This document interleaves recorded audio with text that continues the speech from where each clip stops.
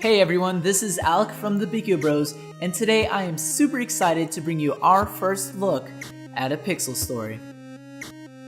This is a puzzle platforming indie game developed by Lamplight Studios and published by Channel 4. I've only played the beginning area, but in this video, I'll show you what the game has to offer and talk about its various features. Let's start with the story. You play as the ball from Pong and you're given a body. You soon find out that you're the chosen one, and you set out to save the world from the evil clutches of the operator.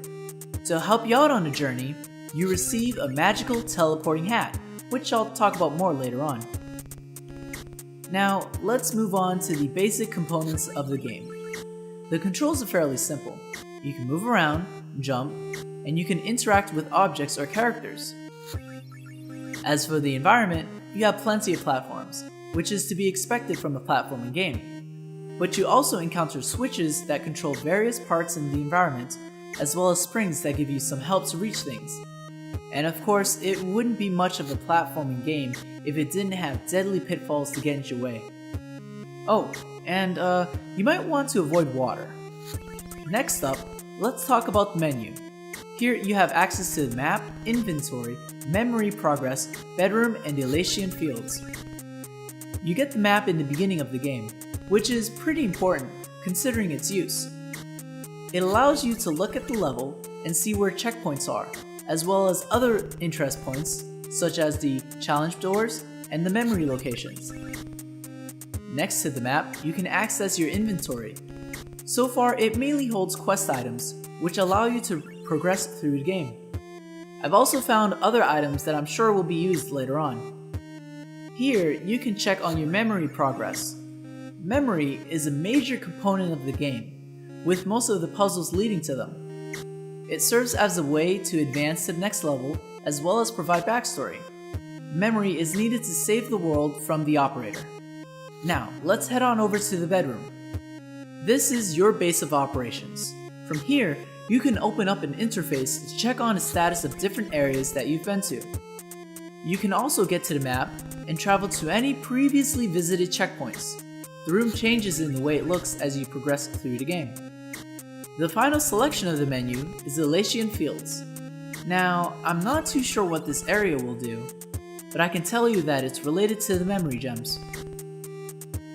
Now that we've gotten that straightened out, allow me to introduce the main game concept, which is the magical teleporting hat. This all-powerful item allows you to teleport to it after placing it down. The game refers to this power as caching, and while this concept may seem simple, the game uses it to change how you view the existing environment. In this situation, without the hat, crossing this gap is impossible. Jumping alone won't reach the other end, but by placing your hat on the other side, you can easily flip the switch and teleport your way forward. Caching changes the way you'll tackle puzzles, from using switches to avoiding danger. This is definitely the biggest reason for why I wanted to try this game out. The idea looked really cool, and I think it does play out very well. Later on in the game, you use different techniques with caching, and it's pretty fun to use them. Alright, let's talk game design. I'm a fan of pixel-style games, and this first area is definitely my cup of tea. Later on in the game, the art style changes with each generation you go to, which is also a cool concept. I really like how they set up the levels.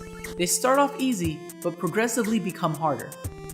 I often find myself making the wrong move and falling into spikes or something. But their placement of checkpoints make it easy enough to get back at it without feeling like you lost too much.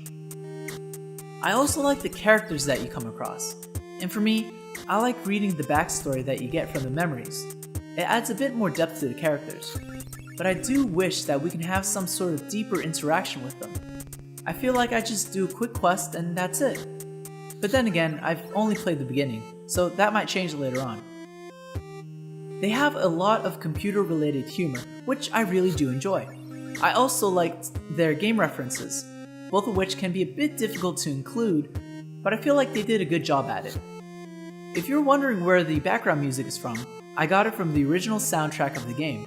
You can hear this song while in the first generation. All of the music from A Pixel Story was composed by Yuki Kurihara, also known as Beatman. My personal favorite is called Takeoff. Alright everyone, that's our first look at a Pixel story.